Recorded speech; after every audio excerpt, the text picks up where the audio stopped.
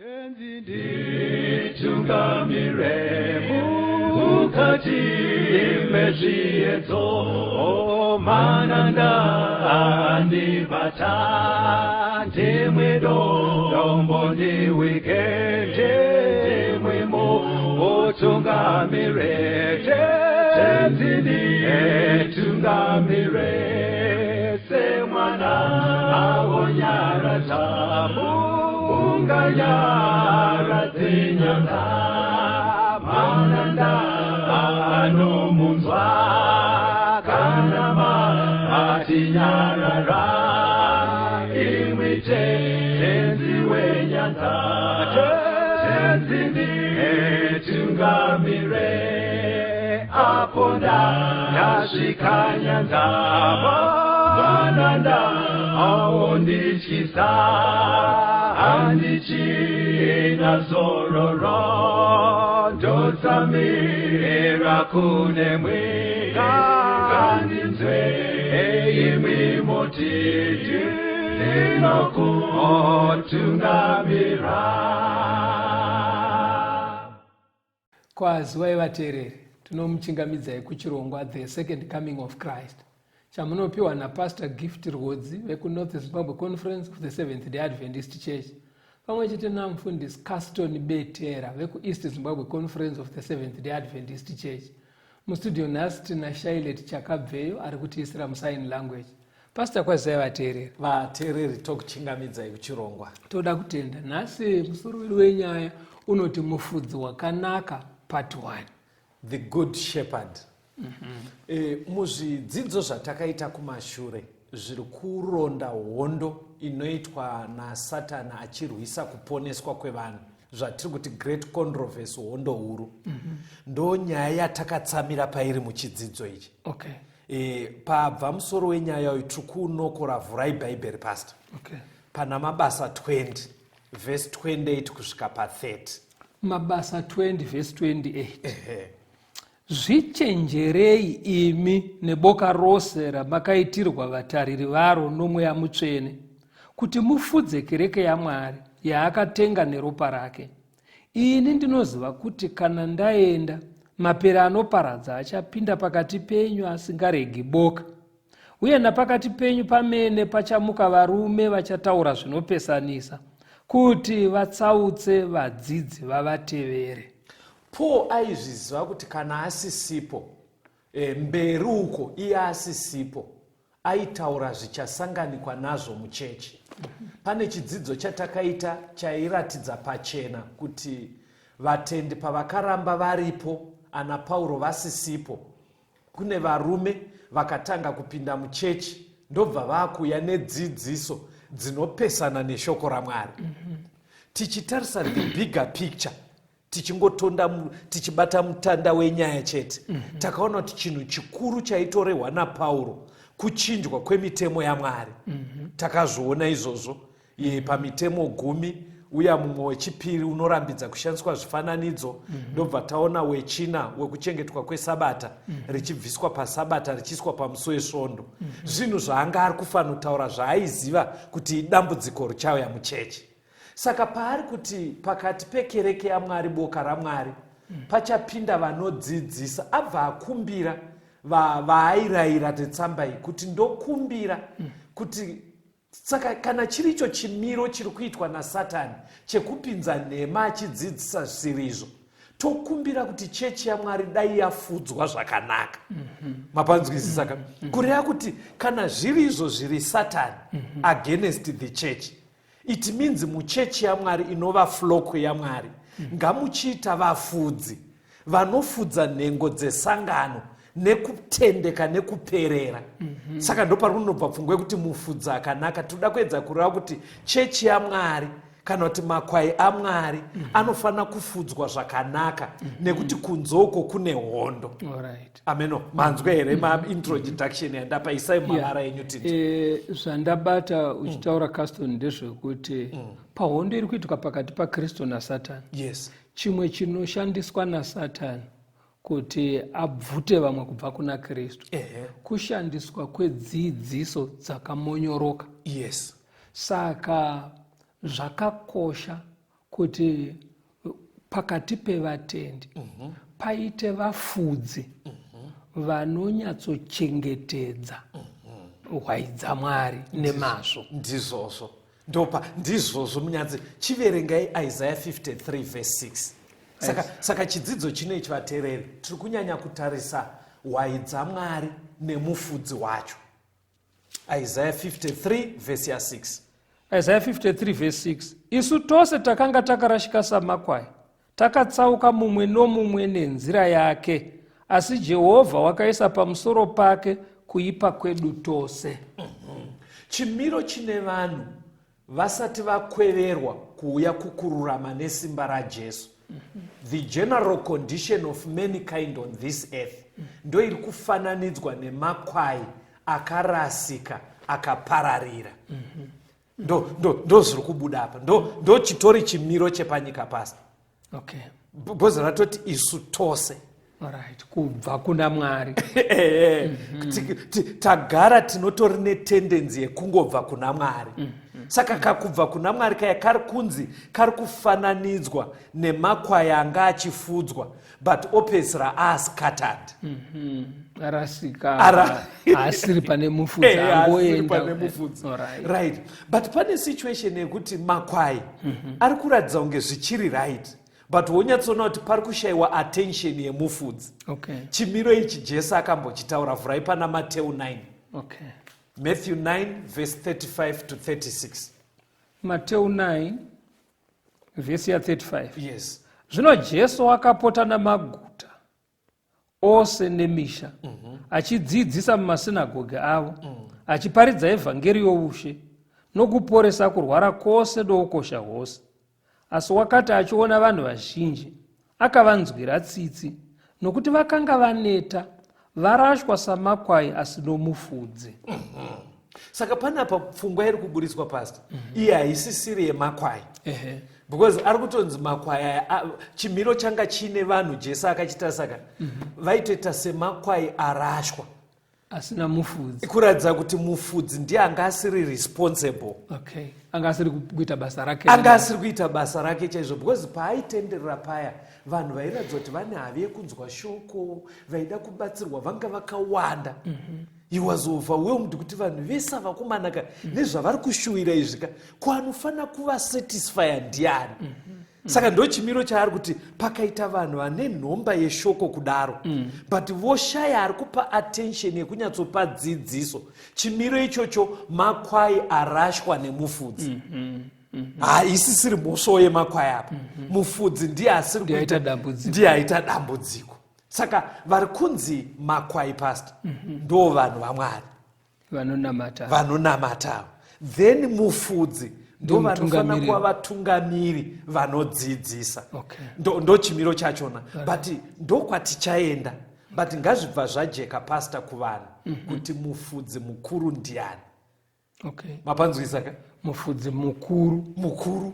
Mirai munzwe pfungwa yacho. Ndoda kuti musakanganisika. Vhurai kuna Peter wokutanga chapter 2 verse 25. Moibatanidza na John 10 verse 11. Toda kuti tinzwe kuti mufudzi Bhaibheri rinenge richiti ndiani. Okay. 1 Peter 2:25. Yes. Nokuti makanga makatsauka samakwai, asi zvino madzokera kumufudzi nomutariri wemweya yenyu. Mufudzi yetu toda kuti ndiani. John 10 verse 11. Ndini mufudzi wakanaka. Yes. Mufudzi wakanaka unorashira makwai ake upenyu hwake. Ndi Jesu ari kutaura. Saka the good shepherd, mufudzi akanyatsa kunaka anoburitswa neBhaibheri, ndi Jesu Kristu pastor. Right. Ndiye mufudzi yeye. Okay. Saka Jesu ndiye anofana kufudza vana vake. But muchaona patichaita tichienda mberi, ane vamwe vaanopa futi basa iroro rekufudza iro. Okay. Saka mufudzi basa rake patingoti kufudza kudii pastor. Okay. I think zvakakosha. Anditika patingoti kufudza. Toda kunzwa kuti Bhaibheri kana richiti kufudza riri kurevei. Endai kuna Numeri. Numbers 27 verse 15 to 17. Numbers 27 verse 15 to 17. Yes. Zvino Moses akataura naJehovha akati, Jehovha Mwari wemweya yavanhu vose, ngaagadze murume paungano izhi. Uchabuda pamberi pavo nokupinda pamberi pavo. Ungavabudisa nokuvapinza kuti ungano yaJehovha irege kuva samakwai asino mufudzi. Ipapo Jehovha akati kuna Mozisi, tora Joshua mwanakomana waNuni, murume uno mweya mukati make, uise ruoko rwako pamusoro pake. Umuise pamberi paEreazari muprista pamberi peungano yose. Saka panapa pari kunzi Mwari itai kuti paita anotungamira Israeri. Right. Kuvatungamirira kupinda nekubuda. Kuriya pamaactivities emazuva ese. Vanoda mutungamiri. Plus vanoIsraeri vaive parwendo pastor. Vanga vari kufamba vachibva kuEgypt vachienda kuCanaan. Saka irworwo rwendo irworwo runotoda leader. Saka leader ye ndiye ari kunzi isai kuti pave nemufudzi, vanhu vasaite semakwai asina mufudzi. Saka mutungamiri namamwe manzwi apa ndiye mufudzi. Ndiye mufudzi. But pane kapfungwa kabuda pastor kandoda kuti muteerere kekuti anofana kuva achiziva kuri kuendwa. Okay. Mapanzwa waka? Because haugona ungotungamira zvisina purpose. Usingazive kuri kuendwa. Saka kutoona kuti vatungamiri vemachechi vanofana kunge vaine sense yekuziva kuti panyika hapazi pedu. Okay. Boka ratiri kutungamira riri parwendo kuenda kudenga. Pakaita mutungamiri mufudzi asina pfungwa iyoyo akangotyokera zvepanyika, kufudza ikoko kunononetsa. Because pana panotobuda kuti mutungamiri chaiye anofana kuziva kutungamira rwendo ruri kuitwa. Saka rwendo rwatiri kuita vateereri panyika hapazi pedu. Okay. Vatendi vese tiri kupfuura, we are pilgrims. Wedu musha uri kumusoro kudenga. Saka mufudzi chaiye kana kuti mutungamiri chaiye ndo zvinhu zvaanofana kuziva izvi. Ande pana mapisarema 77 vhesi ya 20. Mapisarema 77 vhesi ya 20. Makafambisa vanhu venyu seboka ramakwai noruoko rwaMozisi norwaAroni. Saka kutungamira kune uchitwa vanhu vaMwari kuya vachiratidzwa zviri kudiwa naMwari, vachiendeswa kuri kudiwa naMwari. Ari kuita basa iroroka, ari kufudza. Alright. Imbondisira mumashoko enyu pastor, murungogutsirira pa ndiri kutya kuti pamwe hamusi kunyatsobata kuti mufudza haazi munhu anongoti uswa uyo furai. Anenge atori nekapurani kekuti mangwana ndikadziburitsa ndiri kudzitinha ndoenda uko. Saka pavatendika haizi nyaya yekungoti waverenga here bhaibheri nhasi. Zvinofana kuva zvine purpose. Tiri kumbobvepi tichiendepi? Imboisai mumavara enyu tinzi. Now ndiri kunzwisisa kuti kunamata. Yes. Vanotenda vanogona kudaidzwa kunzi makwai aMwari. Ndizvozvo pastor. Then pakurarama kwavanenge vachiita muupenyu hwekutenda, vanoda kupota vachiwana guidance. Right. Kuvatungamira kuti musadai, indai nepapa, kuitira kuti kunovavarirwa nerwendo rwekutenda vagone kunokusvika kuri kuenda kuupenyu husingapere naMwari. Yes. Saka vakagadzwa naMwari, tingati vafundisi. Vafundisi ndizvozvo. Ndo vatungamiriri vezvemweya. Yes. Ndo vanonzi vafudzi vari kufudza makwai aya. Ndizvozvo pastor. Saka imwe pfungwa yabuda ndeyekuti mupfungwa mavo ivo vanofanira kungewo vachifunga kuti tine kwatiri kuenda. Yes. Pano tiri vaeni. Ndizvozvo. Saka vochigaidha makwai aMwari kuti agone kunosvika kuri kuvavarirwa nerwendo. Ndizvozvo. Inini pandaifudza mombe ndiri kumusha kwete makwai kwedu kuhedza. Right. Ndaiti ndikadzifudza dzaguta ndaitoziva kuti ndinonodzinwisira mvura kwakati. Okay. Kana ndadzinwisa matumbu azara dzauda kuzeya kurara ndaitoziva kuti ndichanoyambuka neparwizi paya pazambuko tonotamba bhora redu pamhiri pabanapo. Handaingoti chero ndaenda kumhiri because unogona kudzitinha nepane dziva mhuru dzikayeredzwa. Saka mumufudzi unenge utori nepurani yekuziva kuti apo dzinonyura, apo painzi pane garwe, ngandinoyambuka nekuko. Ndo pfungwa inodiwa pamufudzi iyoyo. Inoburitswa zvakanaka pana Samuel wokutanga chapter 17 verse 34 kusvika pa36. 1 Samuel 17 pavhesi ya 34. Yes. Dhavhidhi akati kuna Sauro, Muranda wenyu waifudza makwai ababa vake. Zvino kana shumba ikasvika kana bere kuzotora gwayana paboka, ndaibuda ndikaitevera, ndikaiuraya ndikarirwira pamuromo wayo. Kana ichinge ikandimukira, ndaiibata ndebvu dzayo ndokuibaya nokuiuraya. Muranda wenyu akazviuraya zvose, kunyangwe shumba kunyangwe bere. MuFiristia uyu usino kudzingiswa uchafanana nechimwe chazvo, nokuti wakashora hondo dzaMwari mupenyu. NdiDavid paangati ndipei ndinorwisa Goriati. Saka mambo Sauro aida kunzwisa kuti mfano izvi ndazviwana kupi. Saka paari kutaura CV yake David. Zvikanzi munomboziva kuti kana ndiri kumakwai kune zvikara zvesango zvinouya zvichida kubvuta makwai angu. Ndinomira chaizvo kumeka sure kuti handitorerwe makwai. Saka muchiona David is a model of a good shepherd. Ari kubuda pachena kuti besides kuti dzifure uswa, mufudzi akangwara anofana kuva achiziva kuti kune zvikara zvinogona kuuya zvichida kuparadza boka. Saka sofa ndanyora mapoints aya pastor kuti mufudzi akanaka should lead out the flock. Ndokutungamira, yes. Then afane kuita kuti flock ripararire. Kuti kwayo zvinobva zvaburitsa chimiro chekuti mufudzi haasi kugona basa, dzinenge dzichidzoreredzwa. Ndobva ndati anofana kuona kuuya kwezvikara, kuti pane chikara chiri kuuya. Ndobva ndati he should defend the sheep from these wild beasts. Anofanira kurwira makwai ake. Akadaro manje mufudzi akakwana. Toda kukondinya nenyaya ngatimbonzwa kamboateerera. Jehova rakasvika kuna Jona, simuka uende Ninive.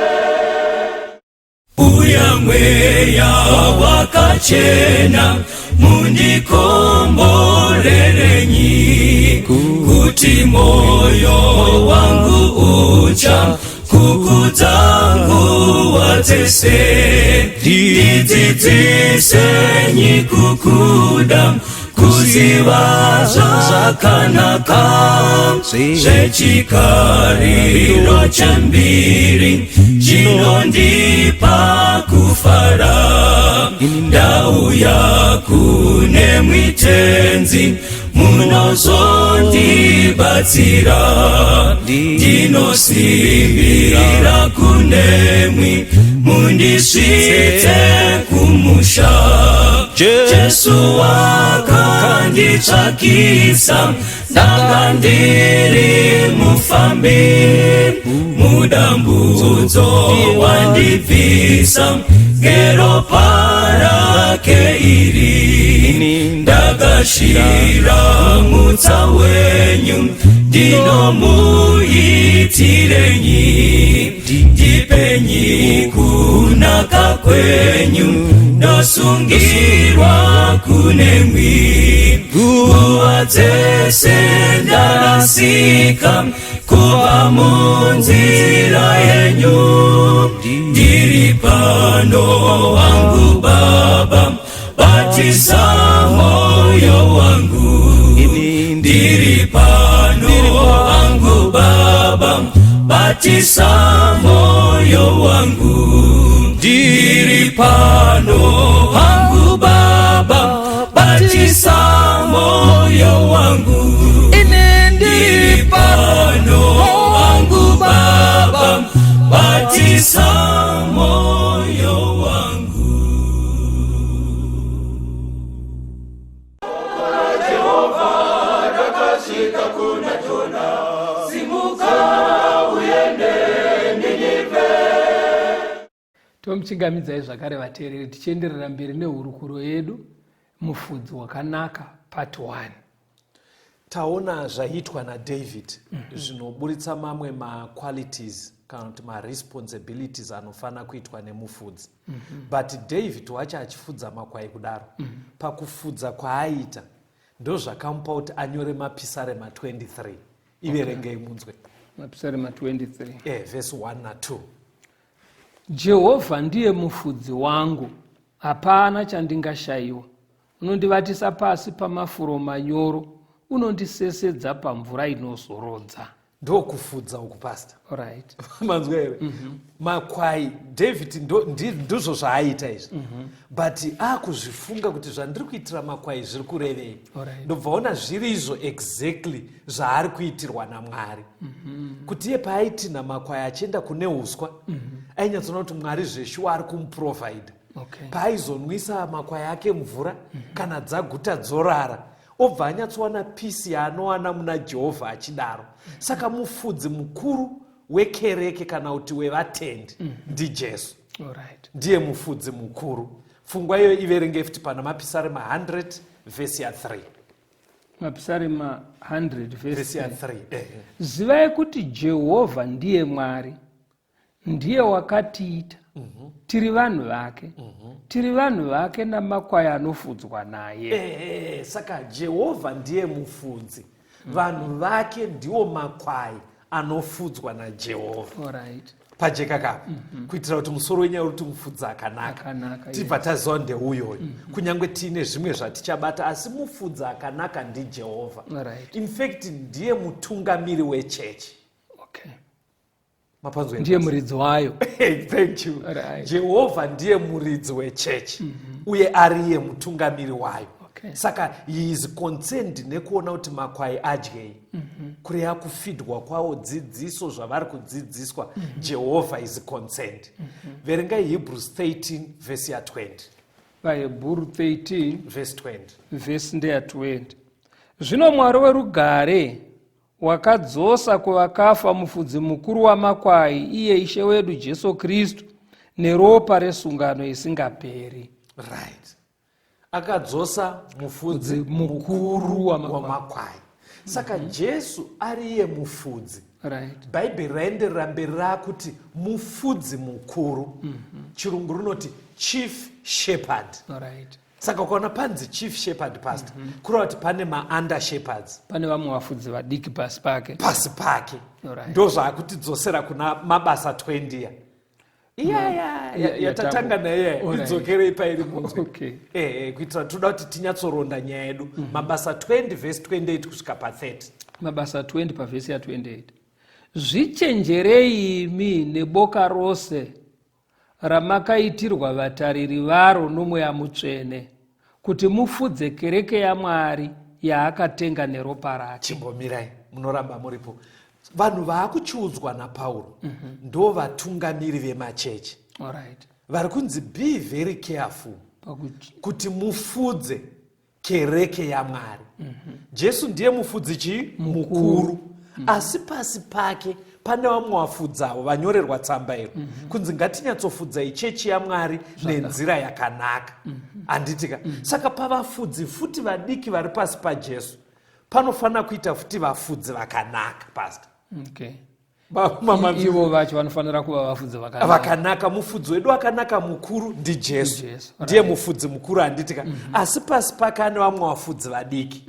Saka ivo vafudzi vaduku futi ndo vari kukumbirwa naPauro kuti ngativei vafudzi vakadii? Vakanaka. Saka zvinotibatsira kuti tione kuti kufudza kwakanaka kudii. Bhaibheri rinobva ratsanangura kufudza kwakaipa. Kwakanaka mapisarema 23 yangoti kuita kuti makwai aende pane uswa, kuita kuti makwai anwe mvura, nekumboita kuti makwai agute arare. Ndo zvataura mapisarema 23. Ko kufudza kwakaipa kudii? Endai munzwe kuna Ezekiel. Ezekiel 34 vhesi ya 1 mosvika pavhesi ya 3. Ezekiel 34 vhesi 1. Yes pastor. Zvino shoko raJehovha rakasvika kwandiri richiti, mwanakomana womunhu, profita pamusoro pavafudzi vaIsraeri. Profita uti kwavari kuna ivo vafudzi, zvanzi naShe Jehovha, vane nhamo ivo vafudzi vaIsraeri vanozvifudza. Ko, vafudzi havafaniri kufudza makwai here? Munodya mafuta, munofuka makushe awo, munobaya akakora, asi hamufudzi makwai. Matauriro ari kuita shoko raMwari manje uku kwakutsutsumwa pastor. NdiMwari asiri kufara nekafudzirwa kari kuitwa makwai. Hanzi ndanga ndichitarisira kuti vafudzi vafudze makwai, asi vari kuzvifudza iwo. ndochekutanga. Right. Zvikanzi vari kudya mafuta emakwai, zvikanzi vari kutora makushe emakwai, uye vofuka ivo. Zvikanzi pavafunga kudya nyama vari kubva vanobaya akakora acho.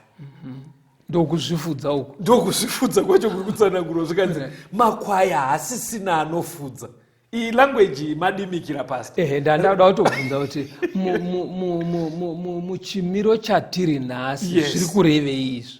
Izvi zviri kurehwa izvi ukanzwa panzi vari kudya mafuta, vobaya akakora, votora makushe vachifuka, kureva kuti ari kutungamira vatendi. Toti imimi wafundisa ana Pastor Rodzi, munenge muri kuita chimiro chekuti instead yekuti muite kuti vanhu vadzidziswe shoko, vazive kwatakananga, vagoponeseka, imimi muri kutobhenefita kwavari. Muri kutotora kubva kunhengo material gains. Okay. Chirungu ichi munochinzwisa ndikati material gains. Kureva kuti chatiri kungovavarira kwavari ifuma. Exactly. Tiri kuvavarira kutora fuma kuvanhu. In other words, pari kubuda chimiro chekuti vafundisi vari kutsutsumwisa Mwari apa, vafundisi vari kunopinza chechi, asi chavari kunovhurira chechi kana kupinza chechi kuti vatore fuma kunhengo. Kwete kuti vanhu vaende kudenga.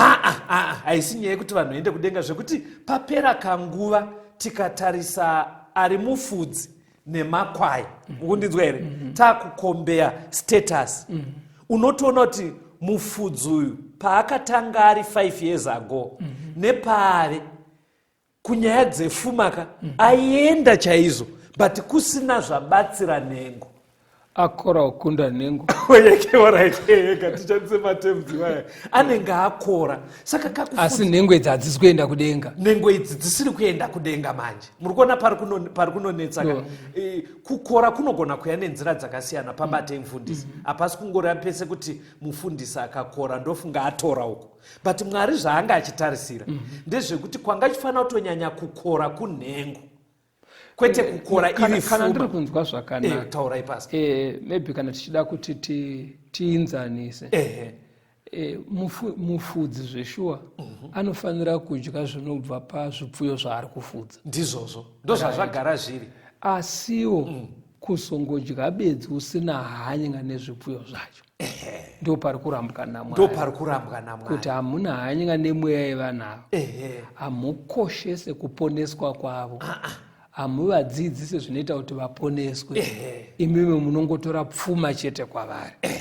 Kureva kuti zvinopedzisira zvaita sokuti munhu chechi iproject yemunhu. Inenge tori project mataura temu rakanaka. Income generating project. Saka ipapapo pastor tiri tese mustudio, but ndokumbira kuti nditokukumbirayo. Okay. Musaite zvataurwa nevhesi. Point. Pamunosanganawo nevamwe abi enyu vafundisi, vanhu ngavafidwe, vadzidziswe zvinoita kuti vaponeswe. Point iyo. Kana muri kuwo vafundisi vari kutiteerera, Mwari ane hanya nemakwai ake. Panapa pane Ezekiel Mwari ari kutsutsumwa kuti tiri kungobaya dzakakora, mafuta nemakusha achifidwa, asi pasina hanya nemakwai aMwari. Saka ipapapo pastor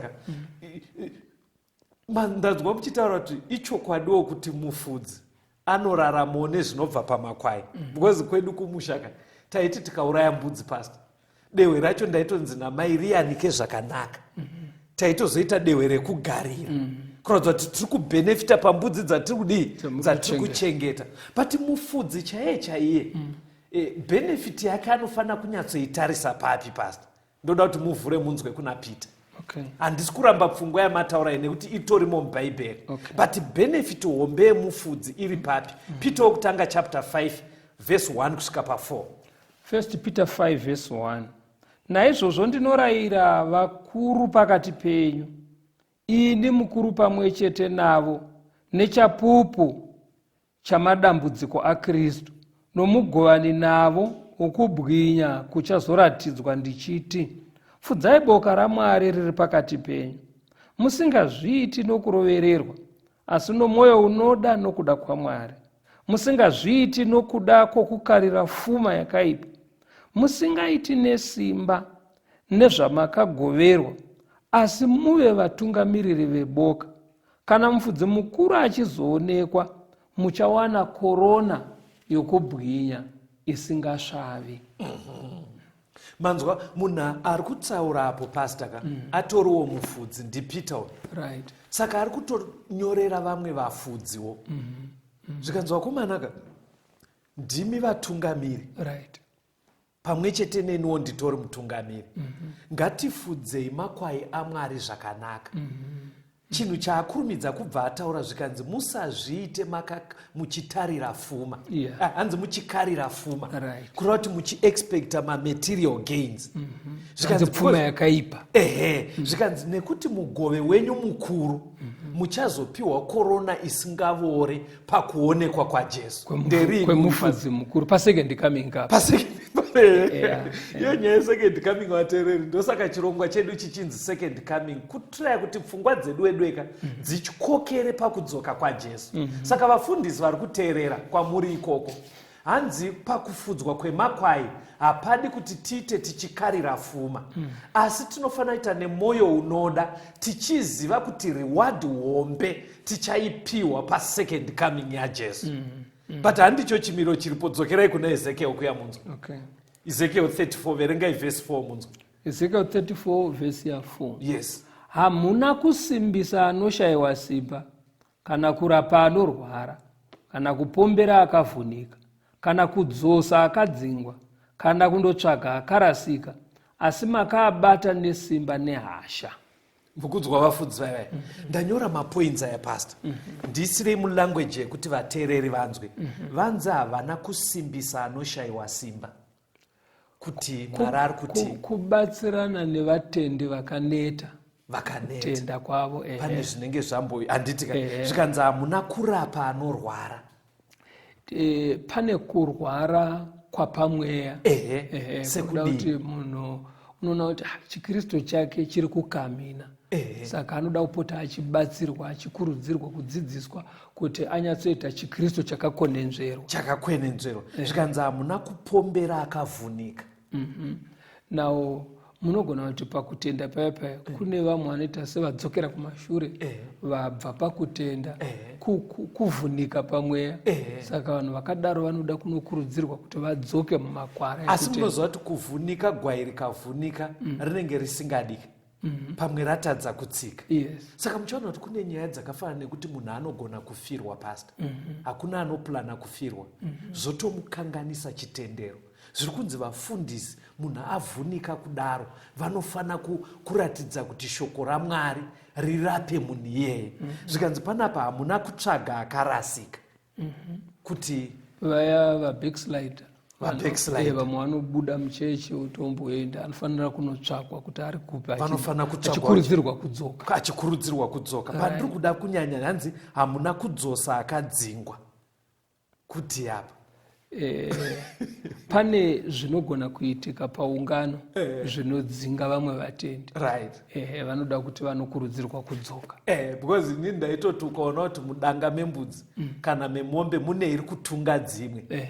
Waitoona imwe inoramba kupinda mudanga zuva rovira. Kutya kunotungwa nei. But semufudzi aitraya ndichiri mufana ipapo. Ndaedza kumeka sure kuti iri kutunga, ndaidimbura nyanga. Ndodzicheka kuti isatunge dzimwe. Kana kuti iyo inotunga ndaisungirira panze pedanga yega. Dzimwe dzoraramo. Saka zvikunzi vafudzi manje. Papa kufudza kereke yaMwari zvinoda kucherechedzwa. Hanzi asi makabata nesimba nehasha. Kudiwa. Panodawo nokuti zvazvinoita pazvinenge zvichiitika zvinezvi kuti imi zviya zvekunge munhu ari kuzviitisa. Kuti munhu atotaura kuti ndine weakness yakati. Kana kuti asina kutaura asi maiona, haadi kutorwa sekunge ari kuzviitisa. Anoda kunyengetedzwa vana vaMwari vachibatwa neunyoro zvakanaka. Iye Jesu pane nguva yaanototi dzidzai kwandiri, ndiri munyoro ndakateramira. Saka vafudzi vakanaka vanofana kuita kwete zviri kubuda pavafudzi vakaipava. Mufudzi akanaka. Ngatirambei tiri pachirongwa, tienderere mberi tambonzwa kambo. Jehovah rakasvika kuna Jona, simuka uende Ninive. Nangala mphefumlo wami, singisiothandekayo, makungafiki inyezi, kuwe lingisithayo. Nasekulaleni kwami, ngenkopezi timezile, yingaphumula kanani, phezu kwakho ngeyamile. Nangabuthwa nangabusa, ngiyeluswa kuwe wedwa, hlala nami wena noza, ngingephile ngingedwa. Ngisaqala ukuvuka, ngiluzise ekuseni, ukuze ngothando lwakho ngiyofika ezulwini.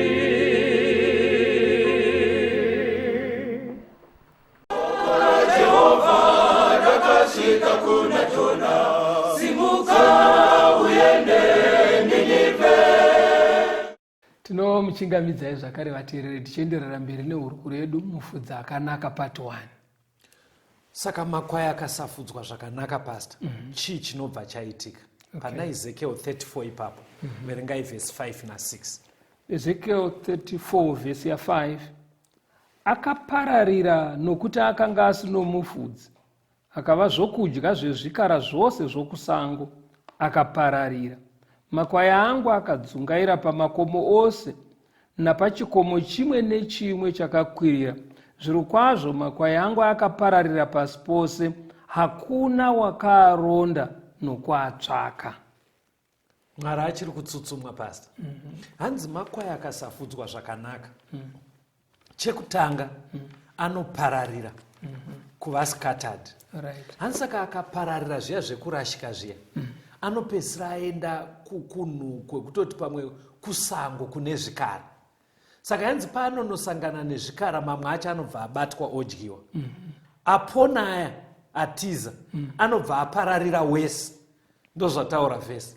Hanzi apararira kudaro anodzimara akumakomo ari kure, achingombeya achienda.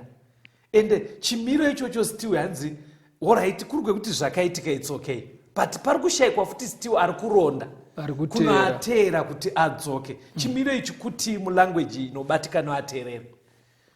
Ngati kana pakasachenjererwa Right. pakufudza makwai apa, pane kurasika kunoitika pavanhu. Saka kana pachinzi anopedzisira ngokuzvikomo zvese zvese, vatendi vanogona kupedzisira vakungotenda zvese zvese. Alright. Nezvimwe zvisingaponesi, nekuti vafudzi havasi kudzidzisa zvinoita kuti munhu amire pachikomo chine ruponeso. Alright. Mafanenda mberi ndoda kuti bhaibheri ritsigire pfungwa yamama kutaura yezvikomo iyo. Ndinotori nevhesi rachona. Endai pana Isaiah 2. Vhesi ya 2 to 3. Isaiah 2 vhesi ya 2. Pamazuva okupedzisira zvichaitika kuti gomo reimba yaJehovha richasimbiswa pamusoro pamakomo, richakwiridzwa kupfuura zvikomo, marudzi ose achamhanyira kwariri. Vanhu vazhinji vachaendako vachiti, uyai ngatikwire kugomo raJehovha, kuimba yaMwari waJakobho. Iye uchatidzidzisa nzira dzake, tichafamba mumakwara ake, nokuti murayiro uchabva paZioni, shoko raJehovha richabva Jerusarema. Matsananguriro ari kuita Isaiah rinenge dimikira. Zveshuwawo Jerusarema paranga rakavakirwa pagomo reZioni, paitovo pachikomo pagomo. but mukutsanangura kuri kuita bhaibheri roda kuburitsa kuti pajerusarema pasta ndo paiwanikwa zvokwadi yekuti Mwari anonamatwa sei, ndo paikurudzirwa vanhu kuchengeta murayiro, ndo paidzidziswa vanhu zvokwadi yemubhaibheri. Saka Mwari aiziva kuti ndo zviri kuitwa patemberi yepajerusarema, but Mwari aiziva kuti kune nzvimbo dzakatenderedza, kungave kuTire, kuMoabhi, kuvaFiristia, kune zvekunamata zvaiitwawo. Saka apa kwaive kuprofita Mwari achida kunongedzera kuti zvandichaita inini mumazuva ekupedzisira ndoda kuita kuti kwese uko kuri kumboitwa hako kuri kuitwa, asi ndichaita kuti vanhu vamhanyire kuZioni. Ndo kugomo kuri kutichwa vanhu zviri correct, kuri kudzidziswa vanhu mutemo waMwari. Kureva kuti Mwari ari kuti kana ndakubata kasoni uri kuti kunzvimbo dzakatenderera kune kunamatwa kuri kuitwa, kune religion iri kutoitwa, right? Asi chinamati chacho chisiri icho chinodiwa naMwari. Exactly. Koita pane ungano yaJehovha pari kunzi paZioni, panodzidziswa zviri correct, panodzidziswa nemutemo. Kana maverenga patonzi vachati ngatimhanyire ikoko tinodzidziswa murayiro waJehovha. Saka Mwari anototarisira vanhu kuti vaende uko kwavanenge vachinodzidziswa, kuri kunzi kuZioni kana kuti kuJerusarema, vabve kuzvikomo kwevenge vari. Saka tichidzoka panyaya yedu pari kunzi makwai akapararira opedzisira akuzvikomo nemakomo akawanda-wanda. Chimiro chakadaro chekuti vatendi havachazive panowanikwa chokwadi chaMwari. Vari kuedza zvese, zuro ndizuro vakamboita izvi, nhasi vari kuedza izvi, mangwana vari kuedza izvi. Chiri kukonzera kumbeya kwevatendi kwese uku pasta inyaya yekuti vafudzi havasi kufidha chechi yaMwari, havasi kudzidzisa vanhu shoko raMwari. Saka munhu anopedzisira akuita maexperiment, akanzwa kunzi kune zvakadai zvinenge zviri kubatsira zviri kuwanikwa kuBhuluwayo, omhanyira ikoko. Akanzi zvakadai zviri kubatsira kuNigeria, omhanyira ikoko. Onzi aiwa mazuva ano kune zvakadai zviri kubatsira zvabva kana nekuGuruve, omhanyira ikoko, zvabva kuJapani. Ipfungwa saka kakumhanya-mhanya kesaka ndokari kunzi vanhu vari kutraya zvikomo zvakasiyana pasta. Saka asi Mwari achiziva hake kuti kune chikomo chimwe chete chine chokwadi chaari kuti paJerusarema. Maona chimiro chiri saka kuti mubvunzo wangu wekuti uku kwese kune vafudzi, kune vafudzi, asi kafudziro kacho akazi correct. Saka chiri kutoita kuti kuite vafudzi kwese uka vari kufudza zvisiri correct, zvichatowedzera futi kuti kuite vamwe vafudzi futi hobho. Nyaya yacho iramba ichienda ichibvunza saka ndiri kuona hurukuro yako inoita sokutsiura vafudzi isusu kuti fudzai zviri correct. Asi poita kuti tatsiurwa toramba takangodaro. Because vazhinjika ndo zvazvitori tiri munyika. Kune zveshopa unotoona kuti uyu kauyu kutaura chokwadi ari kungoda pfuma, chechi project zvitoriko, hapana zvatingazviite zvitoriko. Saka ndiri kuona kuti pane kunyevera futi mukati kuti makwai asvinure. Handazokunzwai because chidzidzo zveshwa changa chakanyanya kunanga kwatiri isu vafudzi kuti ngatiitei nekuperera, but sezvo mataura kuti kunyange vafudzi vanzwa shoko iri havazi vese vachaita zvinodiwa naMwari. Saka makwai hafa ongoramba iti togodii ndo vafudzi vacho nekuti anzi ngaaende kuJerusarema. Exactly. Mataura zvakanaka. Ndasina kuona nemuonero vateereri. Vafudzi vanogona kuva vaine kukundikana kwavari kuita, but bhaibheri razoisa pachena kuti makwai aMwari ngaaende kuJerusarema, kuri kunzi kuZioni, kuri kunzi kunodzidziswa mutemo waMwari neshoko raMwari, so that tisarambe tingori neexcuse yekuti ndo zvatinodzidziswa kuchechi kwedu, hatiendei kunodzidziswa shoko raMwari. Jeremiah 50 verse 6. Jeremiah 50 verse 6. Yes. Vanhu vangu akanga ari makwai akarasika, vafudzi vavo vakavarasisa, vakavatsausira kumakomo, vakafamba vachibva kumakomo vachienda kuzvikomo, vakakanganwa nzvimbo yavo yokuzorora. Muri kuona bhaibheri razonyatsova clear. Bhaibheri parava clear vateereri kuti chakonzera zvikomo zvakawanda zvako izvi vafudzi. Chiri kuita kuti munhu azoedza uko omhanya uko hanzi vafudzi vakaita kuti makwai atsaurirwe kuzvikomo hope. Saka hanzi result manje pandoda kuti muone kuti ihondo. Hanzi saka makwai haachazive nzvimbo yekuzorora. In other words, mirai munzwe language yandoda kuti mubate munoisa mashoko akanaka. Yangoyeye zvino ndiri munomu.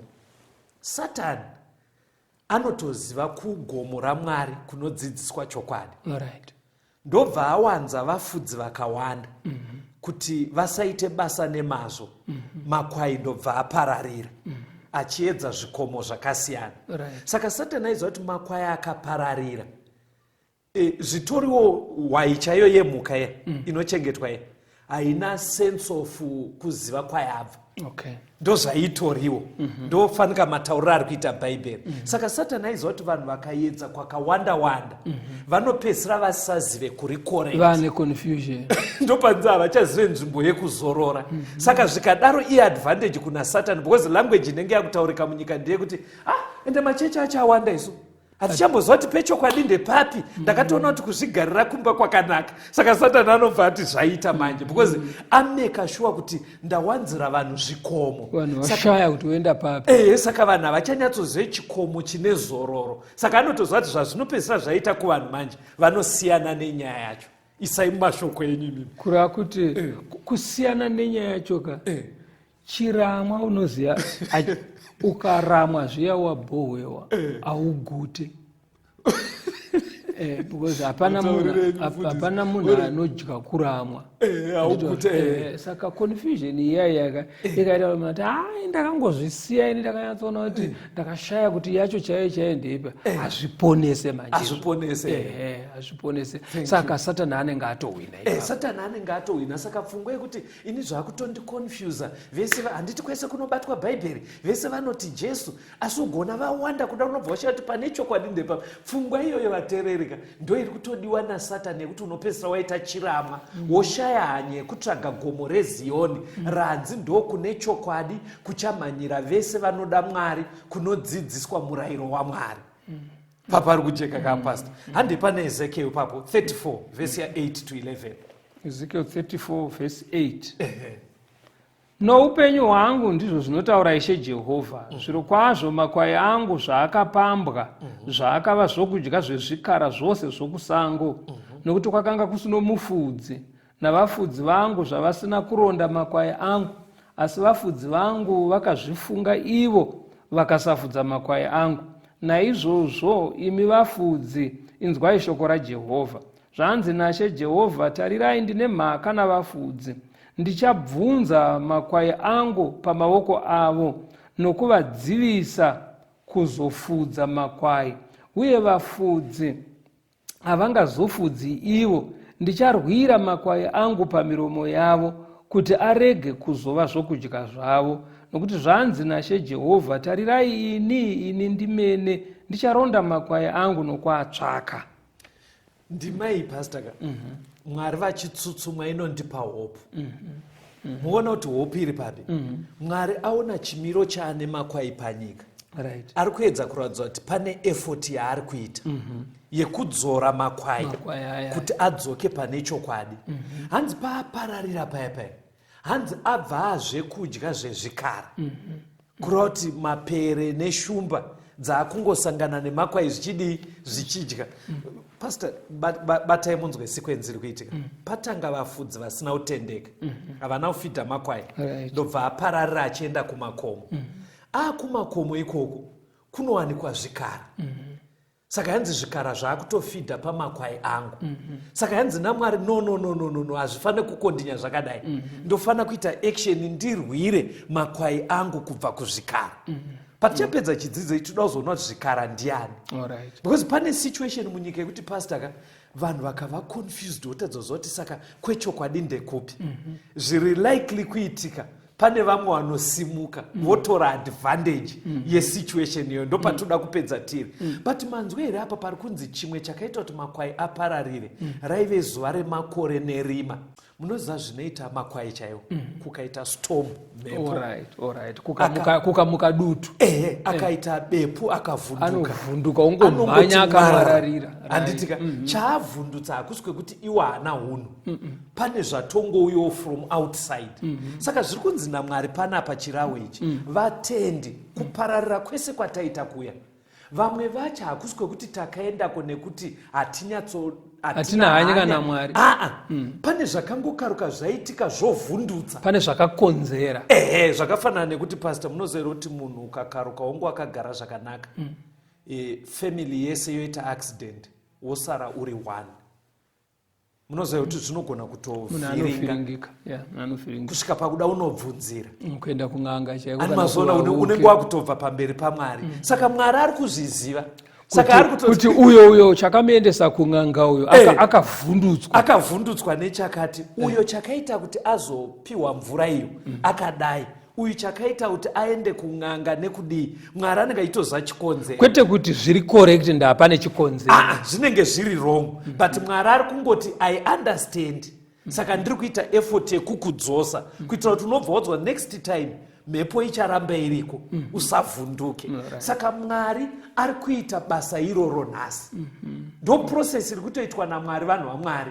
Tese semakwai takarasika takapararira. Effort iri kuitwa naMwari yezvinezvi ndeyekudzosa vanhu kuchikomo chine chokwadi, tirege kuzova zvekudya zvezvikara zvekusango. Vhesi ya 15 pana Matthew 7. Mukaverenga iyo kune kwasara verse 1. Mateo 7. Zvikara izvi ndiani pastor? Mateo 7 verse 15. Chenjererai vaprofita venhema vanouya kwamuri vaine nguo dzamakwai, asi mukati ari mapere anoparadza. Mazozvoona manje kuti makwai akapararira pastor. That kind of environment is a recipe inobreeda false prophets. Ndoda kuti muise mumushona. Kuti makwai kana apararira zvikomo zvawanda, vanhu vasanyadzozoti saka kuri correct ndekupi. Next chinobva chaitika mapera anobuda. Chiri kuita kuti mapera abuda achidya makwai chii? Because makwai apararira haana ari kuadzidzisa.